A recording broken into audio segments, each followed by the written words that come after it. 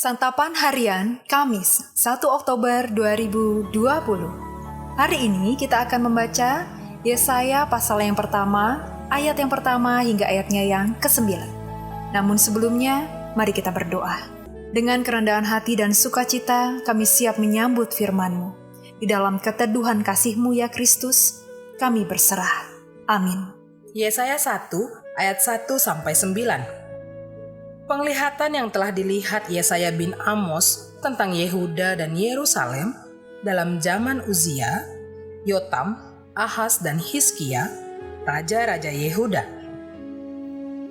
Dengarlah, hai langit, dan perhatikanlah, hai bumi, sebab Tuhan berfirman, Aku membesarkan anak-anak dan mengasuhnya, tetapi mereka memberontak terhadap Aku.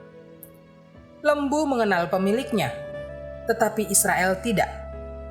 Keledai mengenal palungan yang disediakan tuannya, tetapi umatku tidak memahaminya. Celakalah bangsa yang berdosa, kaum yang syarat dengan kesalahan, keturunan yang jahat-jahat, anak-anak yang berlaku buruk. Mereka meninggalkan Tuhan, menista yang Maha Kudus, Allah Israel, dan berpaling membelakangi Dia. Di mana kamu mau dipukul lagi, kamu yang bertambah murtad? Seluruh kepala sakit dan seluruh hati lemah lesu. Dari telapak kaki sampai kepala, tidak ada yang sehat. Bengkak dan bilur dan luka baru. Tidak dipijit dan tidak dibalut dan tidak ditaruh minyak.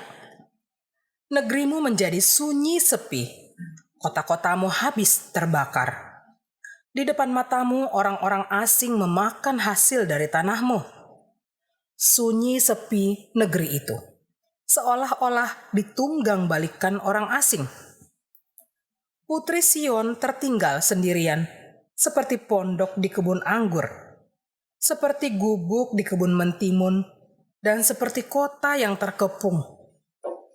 Seandainya Tuhan semesta alam tidak meninggalkan pada kita sedikit orang yang terlepas, kita sudah menjadi seperti Sodom dan sama seperti Gomora.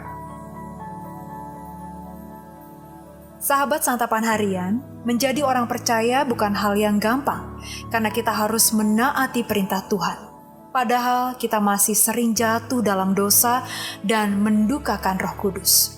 Terkadang umat benar-benar keterlaluan seperti yang terlihat dalam nas hari ini. Tuhan memanggil langit dan bumi sebagai saksi betapa Tuhan telah membesarkan umatnya. Tetapi yang terjadi adalah umat memberontak terhadapnya. Pemberontakan itu begitu keterlaluan sehingga Tuhan memakai 3 gambaran. Pertama, pengenalan umat terhadap Tuhan lebih parah daripada binatang. Lembu mengenal pemiliknya. Keledai mengenal palungan yang disediakan tuannya. Tetapi Israel tidak mengenal tuannya. Tidak mengenal Tuhan berarti tidak taat. Umat yang berdosa syarat dengan kesalahan. Mereka itu keturunan yang jahat, menista Tuhan dan membelakanginya. Kedua, umat sudah dipukul sampai tidak ada bagian yang belum kena pukul. Namun tetap tidak bertobat sampai Tuhan bertanya, di mana kamu mau dipukul lagi? Ketiga, negeri mereka menjadi sunyi. Putri Sion menjadi seperti pondok di kebun anggur, seperti gubuk di kebun mentimun dan kota yang terkepung. Jika bukan karena belas kasihan Tuhan, mereka sudah menjadi seperti Sodom dan Gomora. Kita memang belum sempurna dan masih jatuh bangun dalam dosa. Namun janganlah melakukannya secara sengaja dan terus-menerus. Janganlah memakai ketidaksempurnaan kita menjadi alasan untuk melakukan dosa. Jika kita terus berjuang namun tetap jatuh dalam dosa, itu satu hal. Tetapi hal yang berbeda adalah jika kita tidak mengindahkan perintah Tuhan dan terus-menerus berbuat dosa tanpa peduli betapa kebebalan kita telah mendukakan Tuhan. Hendaklah kita tidak keterlaluan di hadapan Tuhan. Mari kita berdoa. Ampunilah kami ya Allah yang sering kali mendukakan hati-Mu.